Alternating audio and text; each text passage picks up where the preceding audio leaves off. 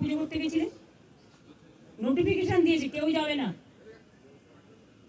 জগন্নাথ ধামে, কোন পুরোহিত। আবার তাকে বলা হচ্ছে কি একটা যেন বলেছে, 3টে পয়েন্ট বলেছে, আমি দেখলাম কোন একটা মিডিয়াতে। এত গায়ে লাগছে কেন? আমরা তো সবাই পুরীতে যাই, কই আমরা তো এই কোশ্চেন করি না। আমি তো পুরীতে গেলে RSS বিক্ষোভ দেখায়, বিজেপি বিক্ষোভ দেখায়, ভুলে গেছেন? লজ্জা করে না? আর জগন্নাথ ধাম নিয়ে এত হিংসা। যখন আপনাদের আলুর টান পড়ে বাংলা যোগায়। আমি উড়িষ্যাকে ভালোবাসি।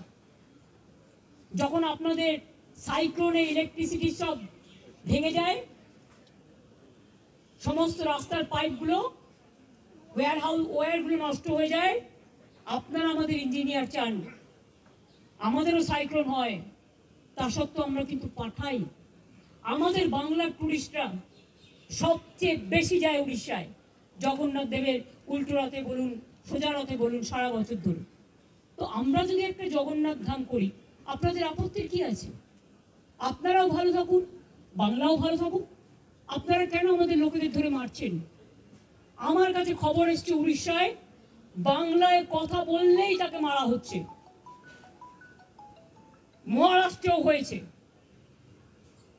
উত্তরপ্রদেশেও হয়েছে, বিহারেও হয়েছে। আমি শুধু একটা কথা বলবো, আপনারা আমাদের পরিযায়ী শ্রমিকদের উপর বাংলায় কথা বলছি বলে অত্যাচার করছেন, আমরা কিন্তু করব না। এটাই আপনাদের সাথে আমাদের তফাৎ। আমার এখানেও 1.5 কোটি বাইরের লোক আছে, কাজ করে, সব ধর্মের, সব বর্ণের, সব রাজ্যের। মনে রাখবেন, এটা কারো হাতে তাস তুলে দেবেন না। আমি না করলেও অনেক হিংসুটে লোকের তো অভাব নেই। Jealousy has no cure.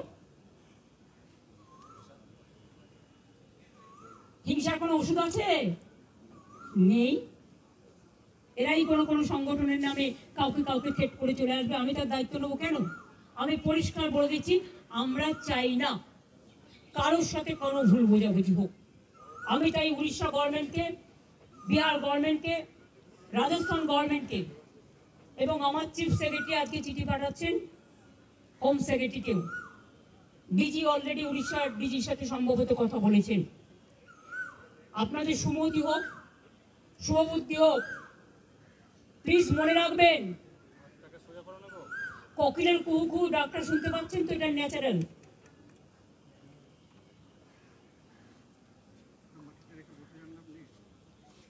এই ডাক শুনতে আমাদের খুব ভালোবাসি আমরা। কিন্তু কাক আবার কর্কশ কণ্ঠে কিন্তু ডাকে। দ্বারকাকও আছে, চিলও আছে, শকুনিও আছে। শকুনি মামা দয়া করে হবেন না।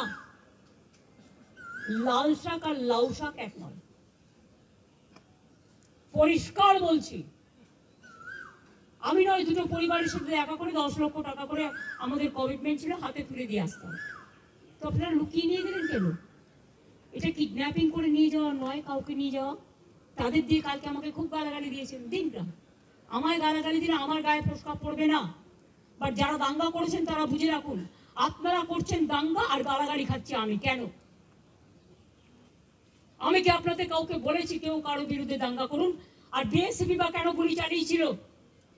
বিএসএফ যদি গুলি না চালাতো পরের দিনের ঘটনা ঘটতো না, এটা আমার দৃঢ় বিশ্বাস।